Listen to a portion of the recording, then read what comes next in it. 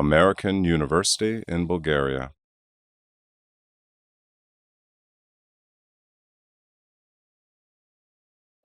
I ran into Dinka on her way here. I think she's actually intending to be somewhere else or something, but she said, I'm coming to your lecture. I said, well, I'm not giving a lecture. And she said, what's it going to be? And I said, well, it's going to be a conversation. And she said, well, I don't know the first thing about NGOs. And so I thought that was a good opening line. And so maybe by the time we're done, we'll all know a little bit more about NGOs. And of course, I come from the United States, where I've had some experience, and I will probably have some tendency to focus on American institutions and so forth, but my interest goes way beyond U.S. institutions, and one of the topics that I hope we can consider today is how, if there's things that are admirable, let's say in the U.S. model, how could they be translated to other regions of the world and to other countries, and where that might fit in. I've been eating a lot here in Bulgaria, and I will occupy this chair fully, but I don't really need two chairs. The other chair is for President Easton, who has agreed to come if his conference call is over in time. And I'm going to have him address another related issue to the one I'm talking about, which is not just the general funding of higher education, but specifically how is AUBG funded, and how did we get where we are, and in what kind of health are we, and to what extent does that impose requirements on those that might be inclined to support what we do to do more.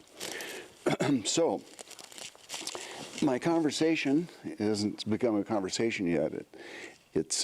But I really do invite you, particularly midway or later through, to ask questions and to call my attention to things that might be helpful to you. And early on, if I'm talking about something that really doesn't make any sense,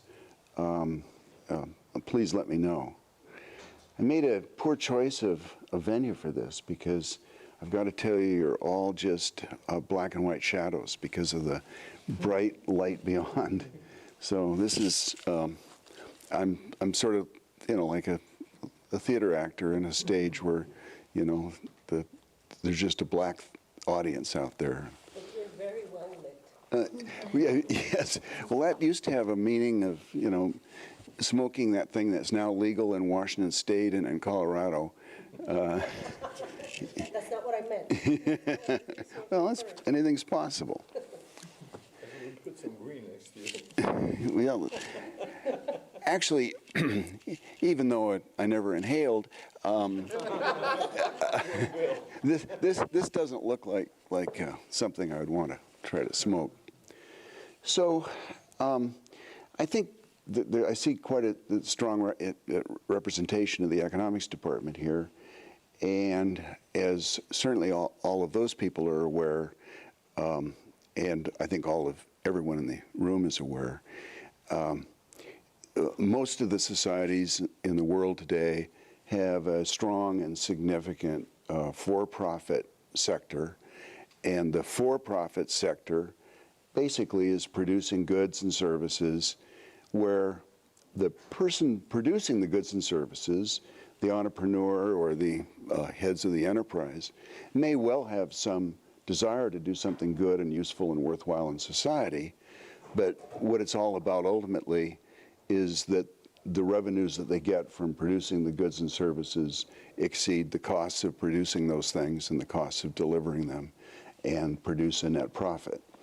And so the motive of the for-profit sector is profit. And but once again, That doesn't mean that they may not have the very best of intentions or be very proud of their services or their products and think that they're doing an important thing in society. But in any event, they're in business for profit. Basically, we talk even about failed states, but I think even in failed states, there's some semblance of a government sector, a public sector, and that sector providing goods and services that are really not appropriate for the private or for-profit sector to produce is not profit-seeking, but has other goals, and certainly things like courts, and I could have said at one time prisons, but prisons now are sometimes run for profit in the United States. They're actually contracted out to separate entrepreneurs, but the functions of the state are conducted by a public sector. So let's call a private for-profit sector number one, public sector number two, and this third sector is the subject of my being here with you today, and maybe you didn't know why you came, but it's supposedly why I think you're here. And this could be called the not-for-profit sector, or it could be called the voluntary sector, and it's a good reason to call it the voluntary sector, I think, or the charitable sector, which is what I tend to call it, or simply the third sector. And it's involved, using the American context, it's involved in a number of different activities, and some of the activities are really very purely third sector only, and other activities, like education, are actually provided by all three sectors. In the United States, there are for-profit educational institutions. There are certainly third sector, not-for-profit educational institutions, including some that I'll name in a while. And AUBG is one of those here in Bulgaria. And then the public sector is very important in primary education, secondary education. But even though I didn't go there, let us just say that a place like the University of California, which is a public sector institution of higher learning, is a very worthy institution, as is the University of Wisconsin and other places. So let me just read you a list from someone's categorization of some of these activities that this third sector can be involved in. It can be involved in, these are very broad categories. And by the way, within categories, sometimes there are actual nonprofit entities that are on both sides of some of these issues. The environment, animals, arts, culture, music, humanities, education, which I've already alluded to, and I guess we'll talk about more while we're here today, health, hospitals, and there's a great example. There are for-profit hospitals, there are not-for-profit hospitals, and there are publicly provided medical services. Human services, and cover such a broad swath that I won't try to name them all. International affairs, and you can be a given nonprofit entity in the United States, and on international affairs you can be very internationalist, and you can also come from a different point of view. So these are just categories, and they can include all kinds of sort of uncomfortable bedfellows in a given category. There's a category that is often used called society benefit or public benefit. And finally, in most people's categorization of nonprofits in the United States is religion. And religion is not, there is no state religion in the United States. There has never been a state religion in the United States. There was briefly in some of the colonies before the United States became a United States. But there is an enormous variety of religious institutions in the United States, and they are, sorry to say it, they're exclusively not-for-profit. Now, you may have heard sometime or another that there are some pastors and ministers and TV evangelists that actually become quite well-to-do doing their work. So that's why I was sort of snickering. But there's a huge sector of a vast array of different and competing, if you might call it that, religions that's in this sector.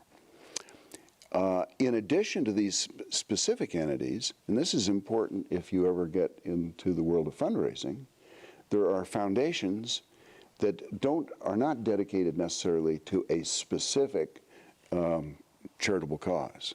Some are, but there's possible to have foundations that are set up by a family, that carry the name of the family, and those are, they do whatever they're interested in. And so at one period of time, they may be involved in environmental issues, or they may be involved in human rights issues, or they may be involved in building art museums. So they may do different things at different times. In the educational sector, and specifically the higher education sector, because there is third sector support of even elementary schools and even kindergartens, as well as secondary schools. But I'll just name the top recipients or top asset holders, the richest schools, to see that this is not an obscure sector. In the undergraduate area, and this is in rank order by total assets, there's Amherst College in Massachusetts, Williams College not far away in Massachusetts, Pomona College in California, Swarthmore College in Pennsylvania, and Grinnell. Those of you that are students at AUBG probably will not end up going to any of those if you complete your undergraduate education here. But if you go on to graduate school, you may go to a place called Harvard, or in Massachusetts, or Stanford, and this is in rank order also, Yale in Connecticut, Princeton in New Jersey, and MIT in Massachusetts. The asset holdings of these institutions are truly enormous. Harvard has 56.4 billion of assets. Stanford has 28.98, let's round it up to 29 billion of assets. Yale just behind at 28 billion, Princeton at 21, I'm rounding now, and MIT at 17 billion. So these are staggering amounts. And the question is, and I'm not going to answer it maybe ever, but I may not try to answer it today. Are they worthy of further donations when they already are so rich? I'll give you my answer. My answer is probably, but that requires some justification because they are certainly extraordinarily well-funded. I mean, these are truly vast sums of money. Now, these are their assets, which includes, in all these cases, probably large endowments, but also includes the value of their buildings and laboratories and facilities and so forth. But endowment, permanent financial funds reserved for future support of the institution are large amounts in all these cases. So that's the third sector. Now, since I'll be talking about the United States, I thought I would take a look at the rest of the world. And it turns out there's a rather interesting survey of 195,000 people in 153 countries. And so I'd say it's comprehensive. But it is a survey, and surveys have defects that economists at least are suspicious of, but I'm quite confident that in constructing this so-called World Giving Index, that the institution that was gathering the information was doing their best to get good information in 153 countries. And I have world rankings for what they call the charitable, the World Giving Index, but also individual countries. In any event, the leaders are sort of interesting. Australia, New Zealand, Ireland, Canada. Is there something about those first four that you can find in common?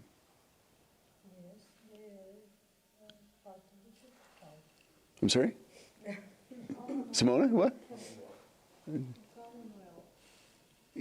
Oh yeah, yeah, that's exactly right. They're part of the British Commonwealth. Oh no, Ireland doesn't, and but they all are English speaking today. Of course, Ireland used to speak Gaelic, but they're all English speaking. But right after that, Switzerland, and then the United States, and finally Netherlands on the top 7. So I tried to find something in common amongst these 7, and I said, it looks like they're in the Protestant branch of the Western Christian tradition. And Jeff Nielsen said, I'm sorry, Michael, but Ireland doesn't quite qualify as Protestant. And Nielsen was right on, of course, about that. But it's an interesting list. The questions that were asked to get this list weren't how much money are you giving or how much has been given, or it was no attempt to measure actual leva or sterling or euros or drachma or something else. It was simply asking people first, had they volunteered in the past 30 days for a general social cause? Have you volunteered in the past 30 days? The second was, have you given money in the past 30 days? And third was, apart from a third sector, just sort of checking the sense of community in these countries. Have you helped a stranger out, a stranger in need, and in the past 30 days? And that I think there was probably a little bit more to the thing, but out of that was constructed this so-called giving index. And those of you that are looking things up on the web, it's the CAF, the Charities Aid Foundation, that did this really extensive survey. And you might find it interesting, and if your home country is a country other than Australia, New Zealand, Ireland, Canada, Switzerland, United States, and Netherlands, you may want to check where your country ranks. But I thought it was interesting, but don't want to get hung up there. So, with a very strong for-profit sector, with a very pretty vital government, set of governments, why is this third sector of significance beside the fact that Harvard and Stanford are in it? Well, I'd say there's several things. One is that in the United States and in these other countries, for example, there's an enormous amount of volunteerism. And that volunteer activity, I did my own calculations, and I trust my calculations. In the United States, it would add up to over 1 billion person hours, man hours, woman hours a year. And so we're talking about vast amounts of time spent on third sector activities, voluntary activities.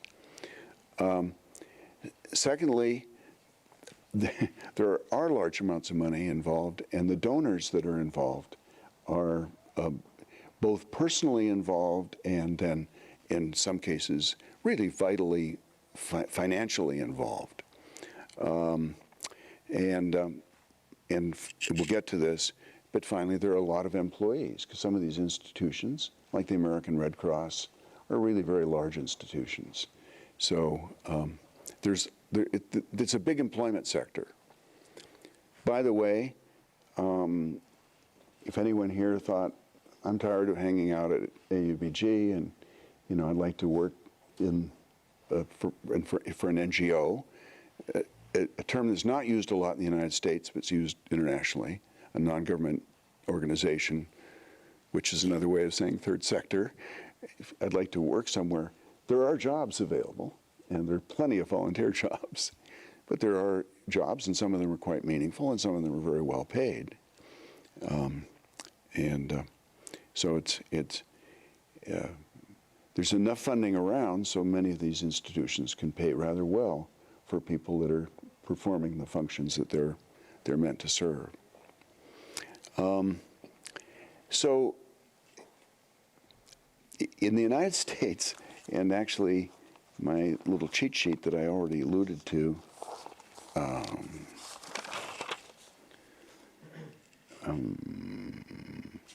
in the United States, 39% of people interviewed, I presume they did not interview infants and very young children, but 39% of the people interviewed had done volunteer work in the prior month.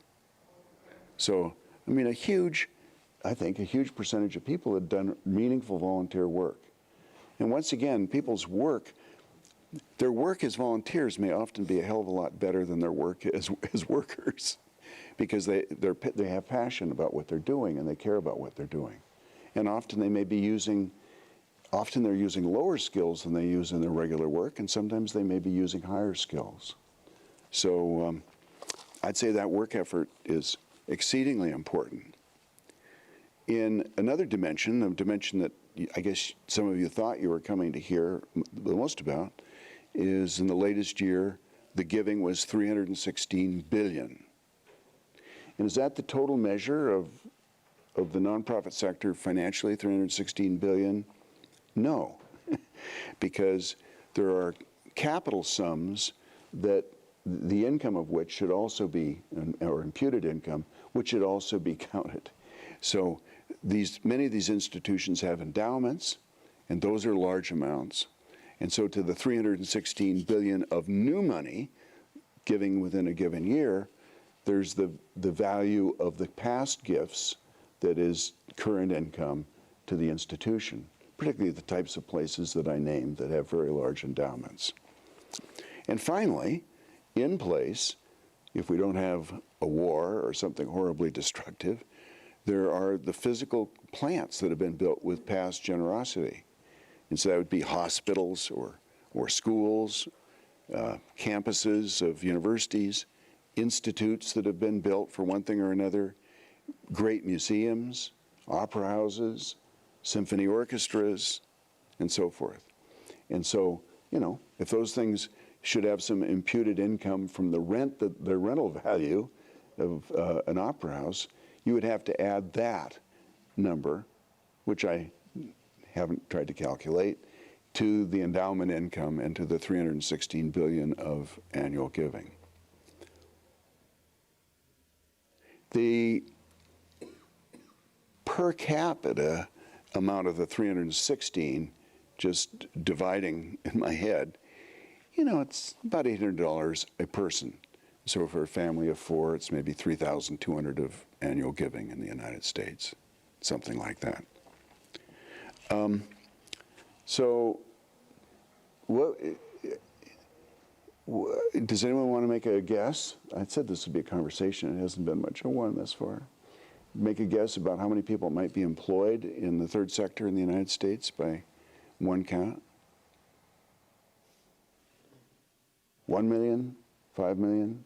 Well, it's got to be at least the number of people in prisons. I'd say 5 million. You're going to guess 5 million. Well, you're a little low, Jeff, but it's 10.7 by one measure. So there are a lot of people that work in the nonprofit sector. Now, it depends how you count, though, as you well know in your field. Because there may be not-for-profit hospitals where the hospital workers don't even think I'm working for a nonprofit. They think I'm working for St. Jude Hospital. You know, so and I don't know if you know, someone that draws blood at the St. Jude Hospital in Keokakawa, I mean, you know, if that person thinks they're working for a nonprofit. They may not.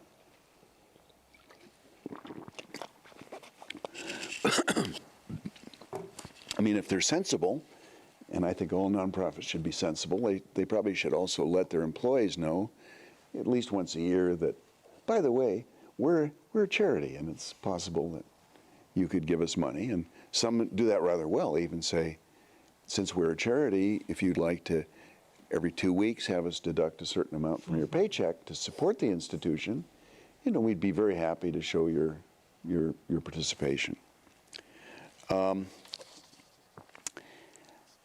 In the U.S., and I'm sure some of these other high-ranking countries, the cultural and social impact of the nonprofit sector is exceedingly high. I happen to like opera, but not everyone does. And if it weren't for the generosity of those that like opera and the fact that some of them can support opera, there probably wouldn't be a lot of opera around in the United States. So the fact that there's some opera around, you know, is a measure of the impact of the existence of this sector. And finally, the kinds of people that tend to run the myriad entities that are in the third sector, they tend to be community leaders. And so they have some influence and some clout just because they've given their time and support the local art museum or whatever it is. So if you think that people just give cash, I thought I better take a look at that and think about it. And so people do indeed, to support charity, give cash.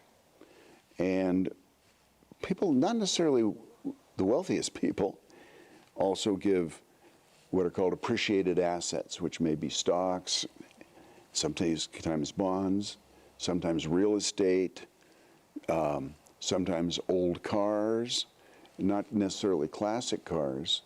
There are public radio stations that are nonprofit entities in my hometown, Denver, are constantly advertising for give us your car, even if it barely runs, and we'll convert it into support of our cause.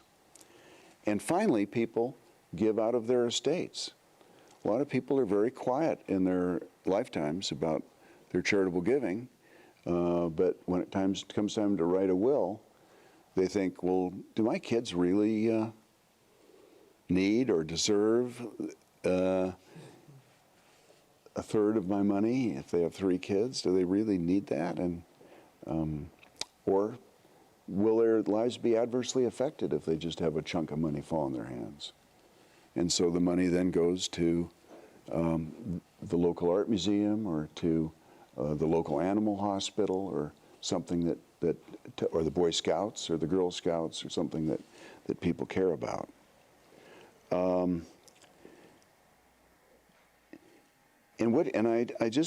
don't mean to be emotional in saying this. I'm trying to be realistic. But from what I've seen, people also give of their passion and of their devotion, of their creativity. Sometimes their regular jobs don't give them full fulfillment, so they bring skills to their nonprofit work that they don't bring to their daily work. And people are often moved by the experience of the charitable work they do, the voluntary work that they do. Now, I have a nephew that's, I'm sorry, what is he? He's a first cousin. I have a first cousin who's currently, he could just give money, but he's tromping around Africa with a huge van giving away crutches and wheelchairs to people that have limited mobility. And, you know, I've asked myself, but I wouldn't dare ask him, you know, why do you have to go to Africa to give the, you know, can't you just sort of get Federal Express or DHL to send the crutches over? And, but he wants to be involved in handing out the crutches to people and seeing them go away. And I met some people in the Guatemala City airport many years ago that had collected thousands of pairs of eyeglasses, and they were in indigenous villages in the highlands of Guatemala. And they would announce that they would be testing people for their vision and giving them eyeglasses, just rejected eyeglasses the next day. And people would line up at 3:30 or 4 in the morning to be near the head of the line. And people would put on eyeglasses at age 55 that they had not been able to see clearly for years. And all of a sudden they could see. And I thought, that has got to be, you know, truly motivating work. That's got to be something very special. And I went to Uganda myself with a really successful program run by very young guys just out of college, and called Educate. And they had a program for what we call high school seniors or freshmen in college, but basically 18, 19-year-olds in Uganda, that was spectacularly successful, so successful that that third sector thing, the intellectual property of Educate, has now been given for free by Educate to the Department of Education of the Republic of Uganda. So they're using it throughout the country. I happen to be an officer and a volunteer for an organization that's involved in trying to take good care of our rivers and streams. And a lot of the people that are doing that are really not appropriate at 57 to be waiting around in the stream moving heavy rocks, but they want to do that. They want to see their handiwork. And so that may be an example of low productivity volunteer work, but maybe high satisfaction if that same person can go back and see the stream rectified after a recent flood or something like that at a later date. I'm also involved in an entity that has provided 33 or 36 or something like that sculptures in the broader community where I live. And so I have the pleasure now of seeing a new crop of sculptures erected each year, and then doing recordings telling people about the sculptors, sculptresses that created these sculptures, and it may add to the community. I'm sure it does, but I mean, for a handful of people, they'd probably say, I liked it better when there was just lawn out there before they put that that thing out there in the middle of anywhere. Okay, so I've talked about the different kinds of assets that that people give, but who gives and why do they give? Well, once again, this may be true of Australia, New Zealand, Netherlands, the other places I mentioned. I'm probably is. But in the U.S., there's an incredibly broad participation at all income levels and even at all age levels, because many parents encourage their kids to give to something at an early age. And so such donors we'll call grassroots donors to distinguish them from philanthropists. And grassroots donors are exceedingly important in the U.S. and help give vitality to the institutions that are being supported. The question is, well, are these people are they generous with what they have? And so economists like to create ratios, and so you can do a ratio of the giving of those people to, let's say, their food budget. And of course, food budgets tend to be larger as a percentage of income if you're poor than if you're wealthier.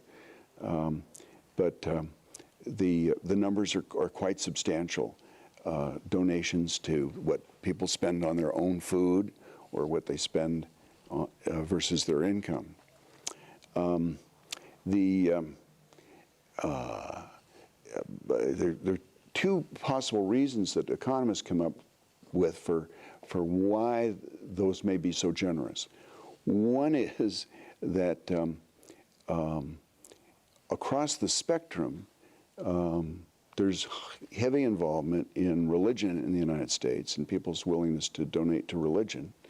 But in some faiths, giving is called tithing, and it's sort of a requirement of really being part of the faithful in that particular religion. And so if you're a lower income person, your tithing ends up being a significant percentage, perhaps, of your disposable income. But it also may be taste. People may give at lower income levels to the church, where they wouldn't give to opera or to MIT or to the American University in Bulgaria. This might not ring a lot of bells in rural places in the United States. So let's talk about the big guys, the whales of giving, the fat cats of giving, and this is not a new deal.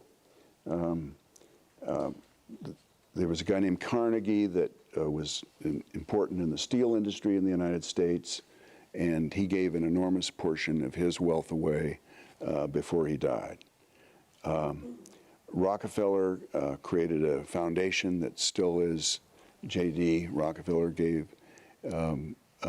established a foundation that still is vital and powerful and a big force amongst foundations in the U.S., and Henry Ford did the same. I just bring them up as examples to say, this isn't, what Michael's talking about up here is not totally new stuff. I mean, some of this has been going on for a while.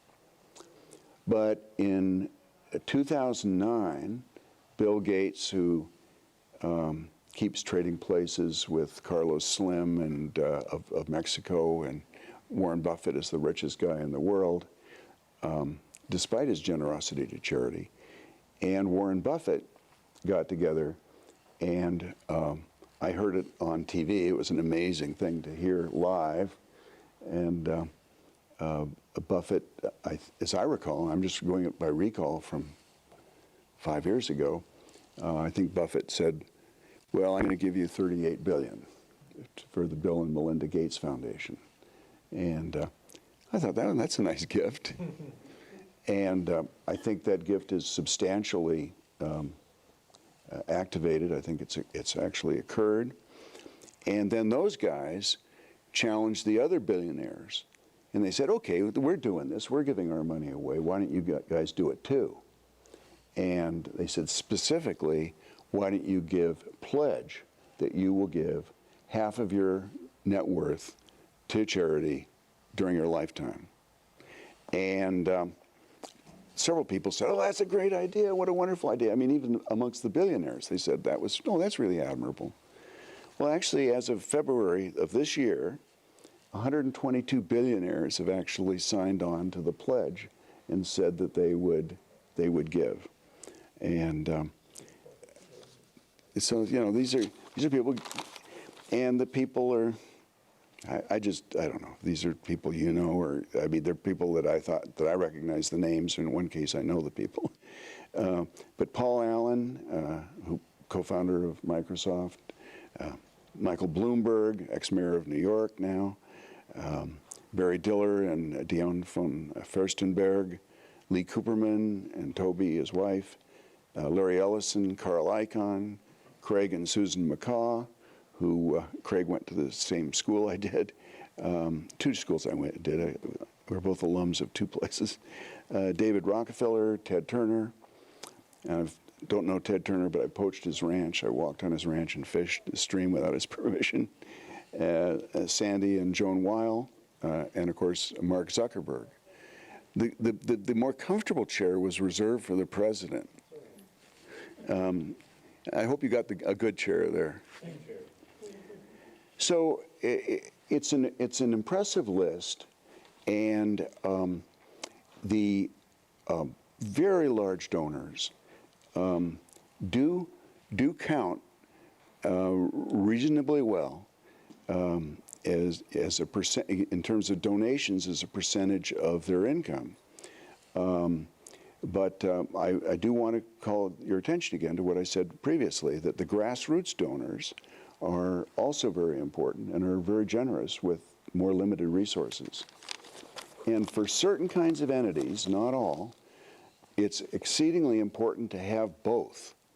And the guys that are capable of giving $500,000 or $750,000 like to know that professors at AUBG have also given $100 to the organization, and that recent graduates may have given $150 to the organization. And those smaller gifts can be very motivating to big donors. In the United States, what we're talking about, I've called the charitable sector, the voluntary sector, the third sector, and so forth. It's also known as the tax-exempt sector, because there's tax exemption that goes way back to the very early days of the Republic for churches, where the state wants no part of their church income, and tax gifts are tax exempt in the United States, and the tax laws. This is not about tax law in the United States, but if you donate money at any level to a recognized charity, which is also known as a 501c3 charity, but there's tens of thousands of them and maybe more, that gift is not taxable. It's deductible from your taxable income. But if you give an appreciated asset, stocks or bonds, you don't have to pay any capital gain on the stocks or bonds that you're transferring. And then, of course, if you've given it away, it won't be there when you die, so there's no estate tax on it. And so the gifts are tax favored. And an interesting philosophical question is, these tax forgivenesses are really some kind of a public subsidy. And do we want to be subsidizing what the third sector does? I have probably spent less than 3 minutes of my life thinking about that, because I don't want to scrutinize that too heavily.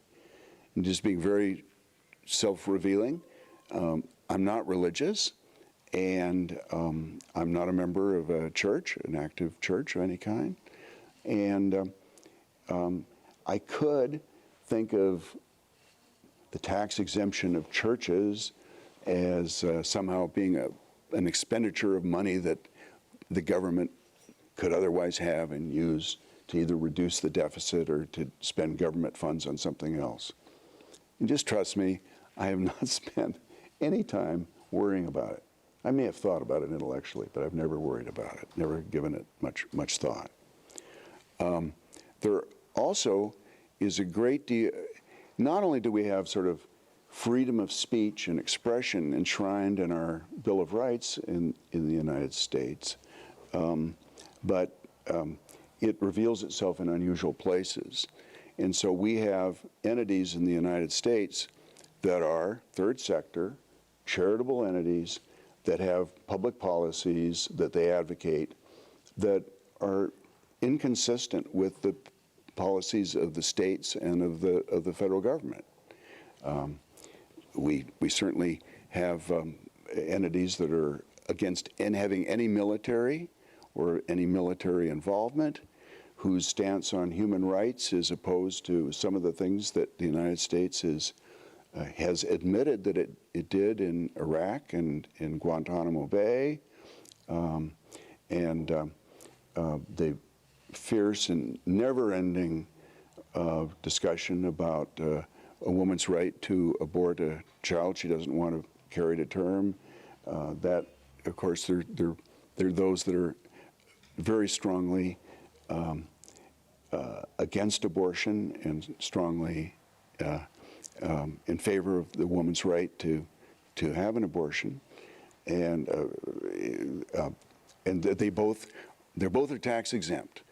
You know, there's no thing like you have to agree with the Supreme Court stance on abortion to get 501c3 status.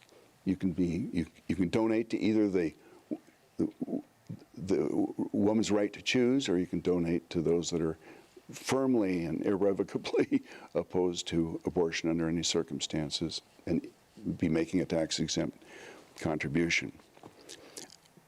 I am almost to the point where the president, we may put him on the blue seat, the hot blue seat in front. I just want to say something about these boards. And I guess the best, easiest way for me to say something about it is just to tell you a little bit about my own personal experience. Whatever you saw that brought you here did, I think it changed an or to an and or something like that. I'm not currently all the things that were listed, but I have been all of them. So boards have the ultimate legal responsibility for whatever the entity does. Professor Kolchev and I were talking this morning about directors and officers insurance. Some nonprofits provide insurance to their trustees or the directors, but they still would have to go to court if they were sued for actions of the entity they're involved in. And so being on an active board carries with it significant legal exposure, and it can be a pain in the something or other, some part of the body, to be on a board. Early on, I was asked to be on a board of a school, the Aspen Community School. I think I must have missed a meeting, so I was elected treasurer. And at the same time, I was on the board of a public TV station, Grassroots TV, and I was elected treasurer there. And then an entity that makes videos in support of nonprofits asked me to be on the board, and I was treasurer there, as well as being a board member in all these cases.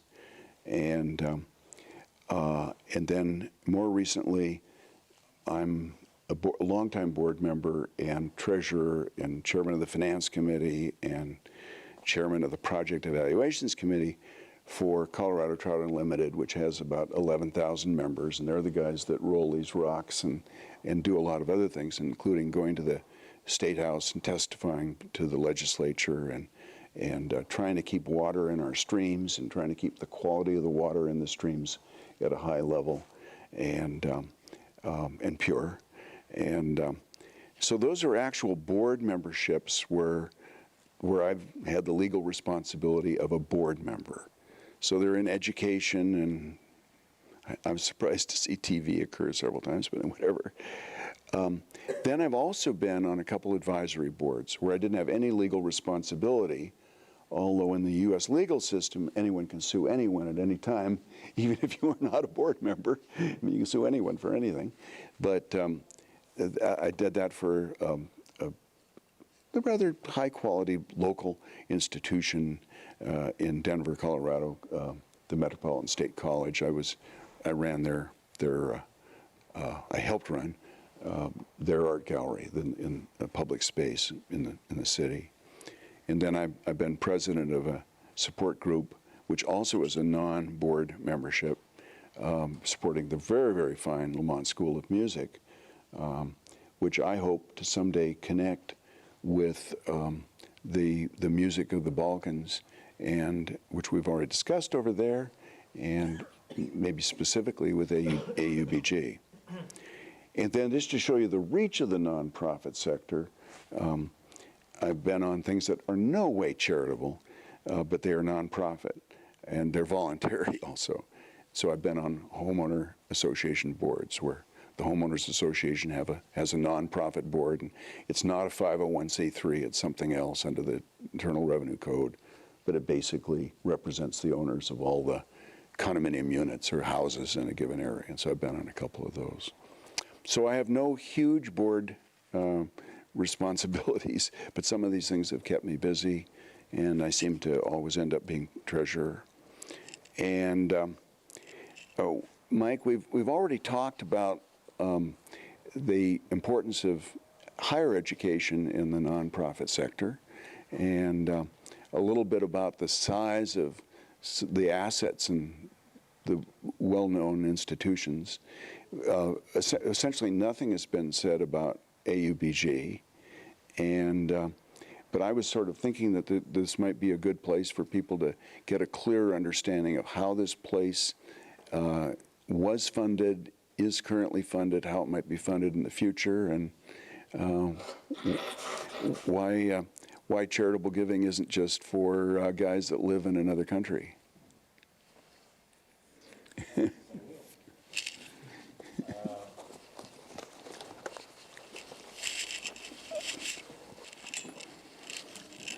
Trying to think where I go with this. Was that too broad? I guess I would first say that AUBG has always been fortunate to rely on someone else for our survival and our growth.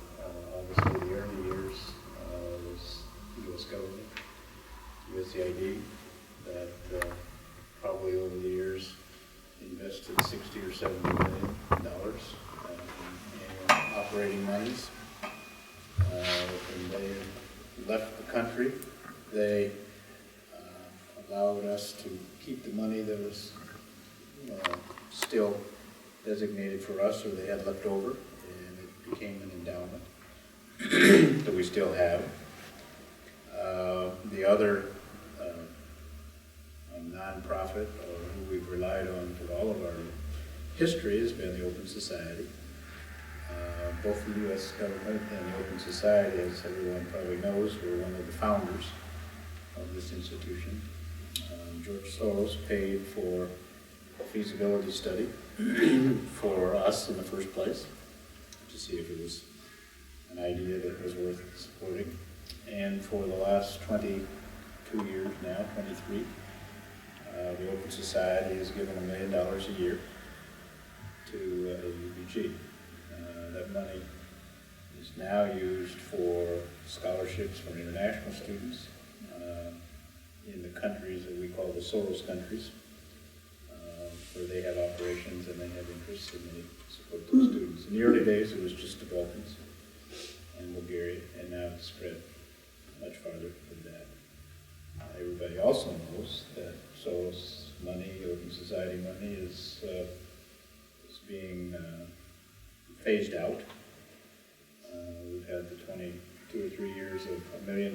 Next year it's $666,000. Following year it's $333,000, and the following year, zero. It's because they feel that their priorities have shifted to other parts of the world, namely Asia and Africa, and that we are in the EU, and that's not something that is a priority for the Open Society, and we understand. But we've always depended on outside funds. The current budget is $15 million. We expect in revenue about $11 million of that in tuition, give or take some, which means that we have to raise every year about $4 million. We've been fortunate in recent years that the America for Bulgaria Foundation, not only the building across the way, but it has provided $2 million a year for Bulgarian scholarships. You add that to $1 million from Soros, and so there's 3 of the 4 that we need, and so we have to scramble and scratch and claw to find $1 million from other sources. And from foundations, alumni, friends, for our to balance our budget this year. And that's a challenge. This is not a cause, it's certainly a worthy cause, but it's not a cause that there are a lot of people standing in line waiting to give us money. There's not a tradition of giving in Bulgaria, although it's increasing. I was telling Michael the other night, a big gift for us in Bulgaria is $10,000.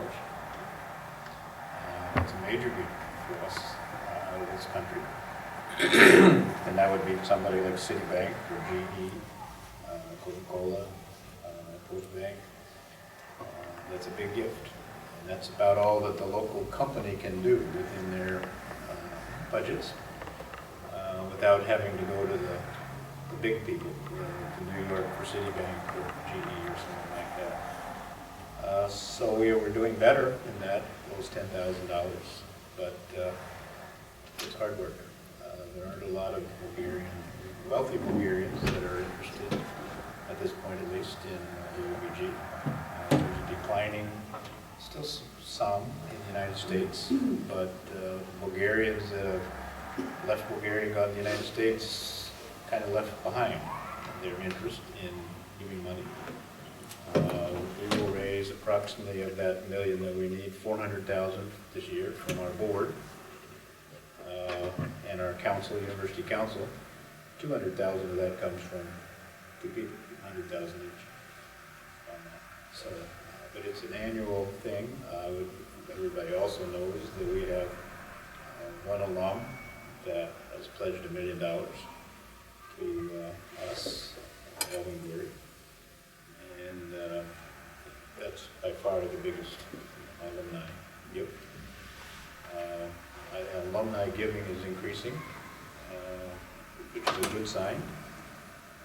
We had a challenge this year. If we found 50 alums that would each give $1,000, the board would match it by 5 times. So if we had 50, they would give 250. Well, we've already given more than 50. And I think we're at 42 or 43 alums that have indicated a willingness to give $1,000, which is substantial.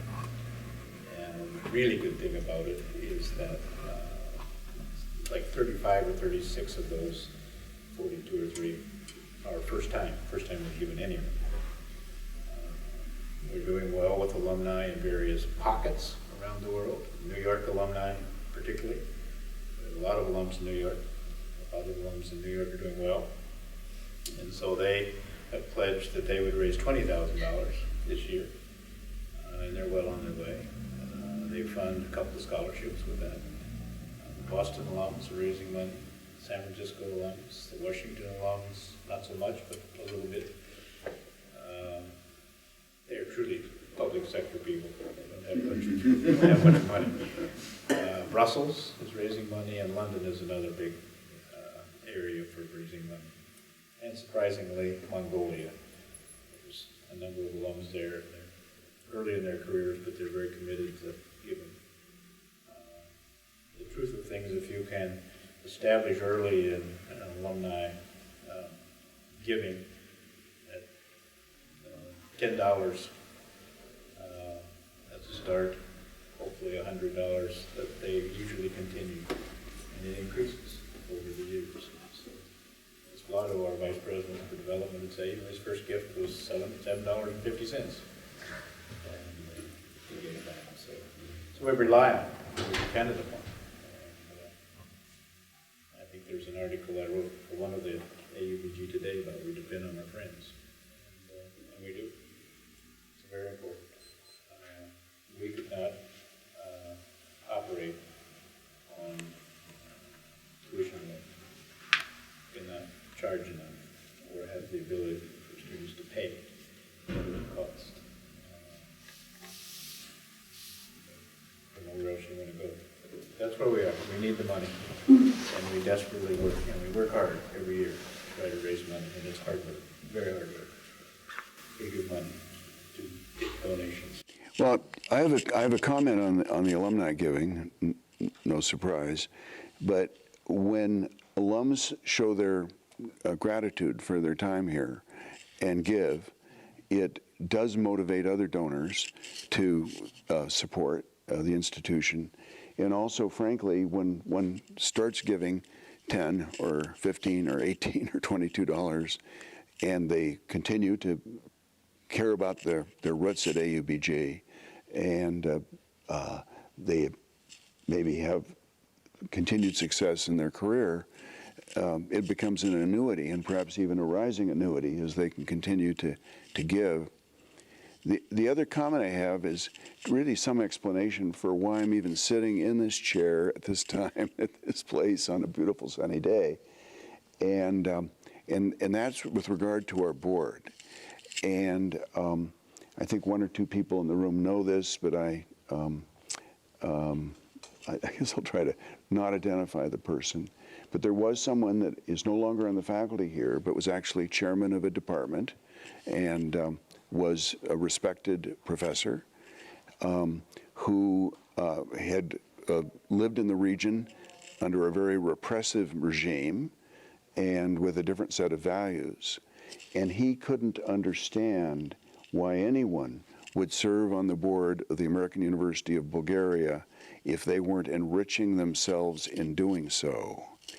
And I assured him that that was not the case, and that I had some good reason to believe it wasn't the case. But he was so convinced by the background that he had had before he came here and was a professor here, that no one would be on a board if they weren't putting money in their pocket. And so I'm not sitting here in shock that our board is giving $400,000, but I just want everyone here, I don't want anyone else to fall in the trap that this other guy did. I want to have them have some idea of why people would be on our board, and why why they would give rather than take. Not that they have any opportunity to take. Major responsibility of a board is to help support and help raise money. Our board, 22 or 3 people, there's no compensation. Obviously, they pay their own travel. We do not pay them to come to board meetings, and there's an expectation that they would contribute something. There's an old adage about boards. When you're on a board and you have that expectation, there's kind of 3 things that you ask of boards: either to give, or get from somebody else, from your contacts, or get off. And we have too many on the third. It's on the tape, isn't it?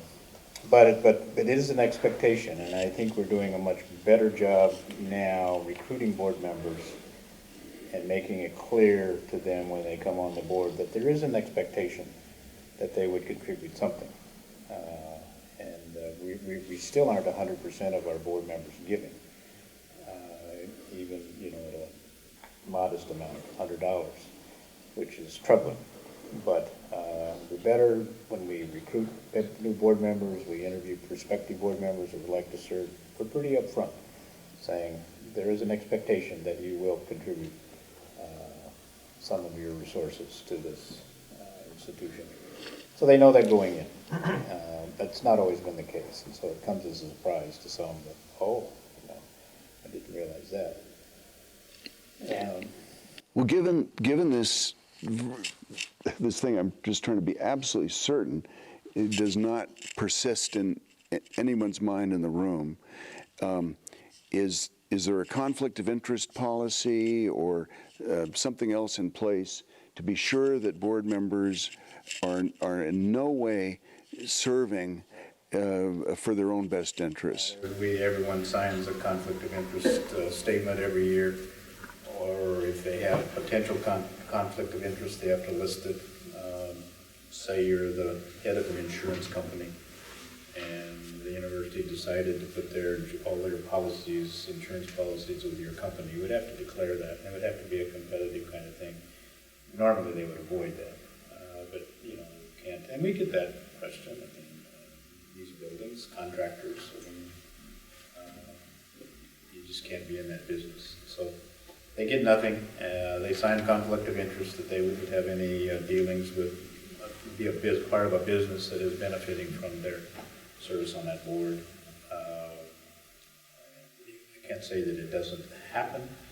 I mean, it doesn't happen that it occurs, but it does occur where there is some, once in a while, pressure from somebody that has a relationship that says, you know, it would be nice if you bought fuel from a company, this company or that company, or insurance or something. We just don't do it. It's just like in our normal dealings and all of our purchasing requirements. We don't have any arrangements, or we have policies against any kind of conflicts or paybacks. Or, we get asked a lot, but we don't do that. So is there any mystery with anyone about sort of who the board is, or where they? I think this campus does pretty well. The board's here twice a year. They know who they are. Okay.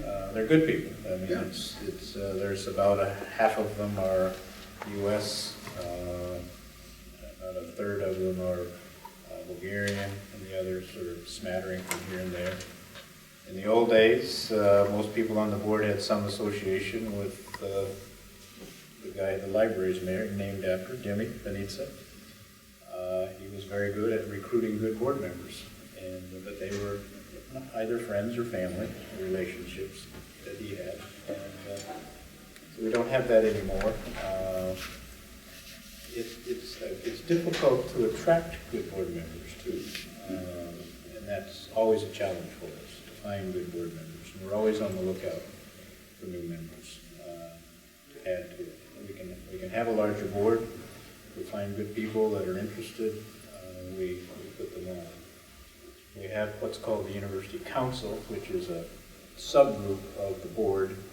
And the University Council is kind of where we put people that are interested, they'd like to get involved, and we kind of see if they're really serious about it. And if they're serious about it, they get involved, they come to meetings, get some money, then we might put them on the board of trustees. So kind of a farm system for the board in a way. We just added in October a new board member who is a Brit. He's head of the largest American investment in Bulgaria, AES, the big energy company. They expend $3 billion a year in Bulgaria. He's also chairman of the AMGM, American Chamber of Commerce in Bulgaria, in Sofia. And that's the kind of people you would love to have on your board. And that's a good addition. So one question, what would you say are the characteristics of a good board member? I think certain income for most of them anyway, but apart from that... Yeah, you hope that they, well, you know, there is a process of trying to identify what kinds of people you would like to have. I mean, so you may need people that have engineering skills or architectural skills, or obviously money skills as well, or managing money. I think you'd like to have some exposure to understanding education. I'd be critical at this point. It's one of the issues I think with the current board is there's only one person on the board who has an academic background or is an academic person. The Dean of Business at the University of Maine is the only academic on the board. I think we need more. Not necessarily because they can give money, but because they bring an expertise that we need. So you try to find people in, not only that have capacity and are committed, but that will bring some advice and counsel and some expertise. So we do have architects, and we do have money managers, and we do have so you try to be broad enough. The other weakness on our current board is it's not diverse. There are 2 women on the board. We like to have more women. It's interesting that the 2 women are the chair and the vice chair. They're running meetings. But they're both very good. you try to have expertise, and you use them for counsel, I mean, for advice. Boards are not managing day-to-day kind of thing, but they're policies and procedures and up here, and they can be very, very valuable in helping you run the institution. I don't think anybody, any administration wants a board that's just not involved and rubber stamp. I think you need those people to have discussions and make decisions. The total assets of the institution are 37 million, is, 60, what? 60, 60? 60, I'm a little out of date. 60 million right now. And the endowment is Endowment's 24. 24 million.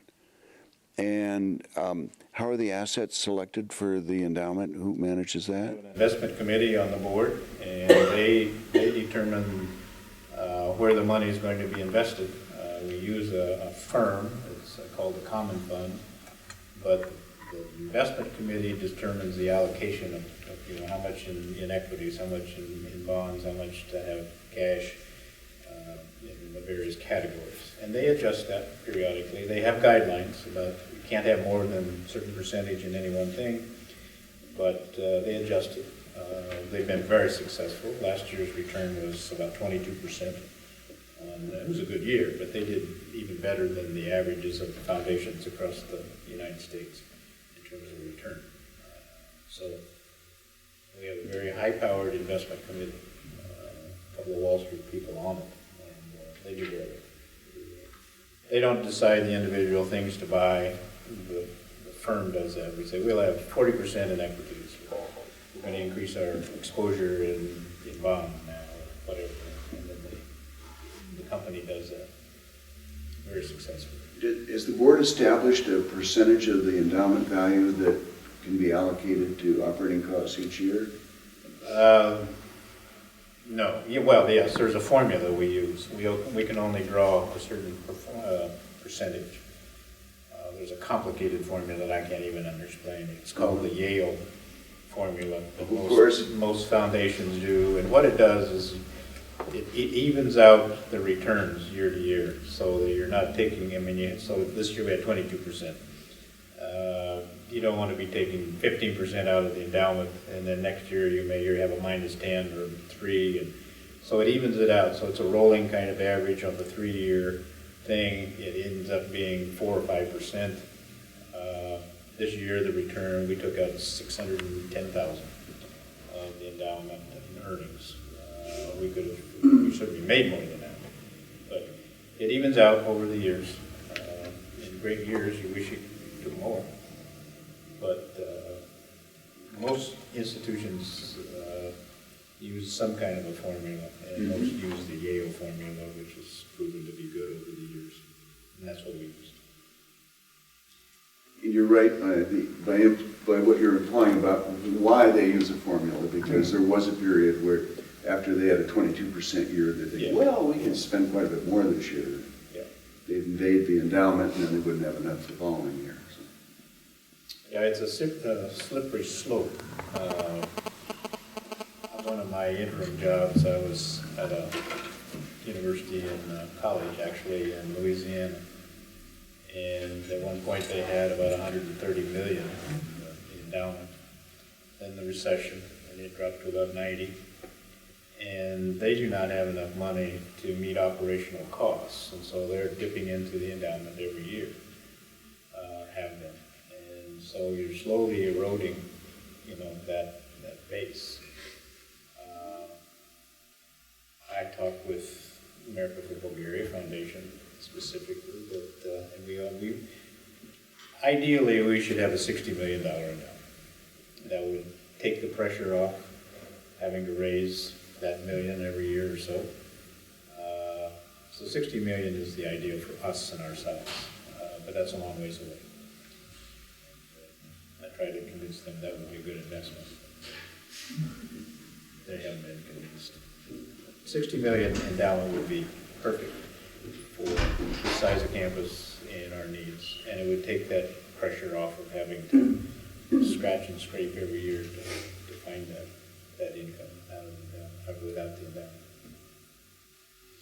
Well, people here have probably had a fairly long day with a variety of activities, and by really almost coincidence, it's exactly 75 minutes since we started, and that was a number I had in mind. But there was one final thing I hoped we would talk about that would go to the big picture again, which is the third sector, the voluntary sector, the nonprofit sector in the various countries of the world, as I said, the 153, and this has been more like the lecture I didn't want to do than it's been the conversation I wanted to have, but I wanted to talk about, as a result of being with you people today, do you have some ideas about the worthiness of this model that is in the countries that I named at the beginning, and the applicability to, let's say, this region? Or how many people here are basically Bulgarians? Yeah. Well, then let me give you the bad news, sort of, and because I'd like to hear from you what you make of this. This question asked in 153 countries of 195,000 people, and that must have included 1,000 or so in Bulgaria. 41% in New Zealand said they'd volunteered in the past month. 3% in Bulgaria said they'd volunteered in the past month. 68% of the people in New Zealand said they'd given money in the past month to some charitable cause, and I hope I said 3%, did I? In Bulgaria, that's 18%. And Simona Zhenkova and I had a very worthwhile and lovely conversation about very young nonprofit causes other than AUBG in Bulgaria. But it's clearly, this is giving and the charitable sector's clearly in its infancy here. And I'd love to, if you can tolerate it for another 5, 8, 10 minutes, hear why you think that might be and what can be done about it. And do you think this model that I've tried to describe from the West fits in some way here and is something that is needed and can help support the civil society of Bulgaria? How is this culture established in the States? Did it just appear together with the population of the United States that those people want to donate and they have this culture in themselves as part of their character or what? Because we have to here build two things: the culture of donating and the culture of fundraising, which are so... I think the other thing in its infancy here is in these countries, first we said there's no real culture of doing that.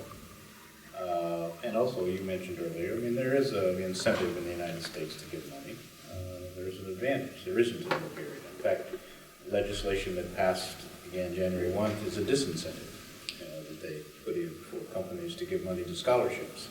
They're almost going to have to be taxes on that kind of thing. So it's individual and it's cultural as well. And it's going to be a long time before it. But the United States has always been known for volunteerism and those kinds of things from its infancy. I want to make a comment. Yeah, I think you need to step back one step further back. That is to say, the difference between individualism and collectivism. Yeah. And that's the starting block. And if you look at Hofstadter's charts or anything like that, and you decide you're looking at the United States, you'll see that individualism is at about 85 or 90% on the column. Yeah. While if you look at many of the European countries, they are much more collective. Mm-hmm. And that would have to change first. Yeah. Before people are going to, people give money, but they give money to relatives. They don't necessarily give it to a kind of, we had an example one time on the board at AUBG where somebody wanted to give money and they wanted to decide, but I'd like this money to go to person X. Well, you can't do that. Yeah. And those are some of the issues that I think need to be worked out before you can really make those comparisons viable. Well, I think you raised another good one that I'm frequently asked when you're asking for money. What do I get for this? And it's the first thing that, what do I get? Do I get advertising? Do I get to go to things? What am I going to get in return? And that's something To feel good. Yeah, I want to make a concluding statement, not to shut you off, but Michael has been very generous to AUBG over the years. And I don't know if you mentioned your program that Simona manages so well for us, but all of you faculty that have taken advantage of the small grants to take students to museums and film festivals and operas and all kinds of things. Hundreds of different things are funded by the generosity of Michael. And so we thank you very much for that support.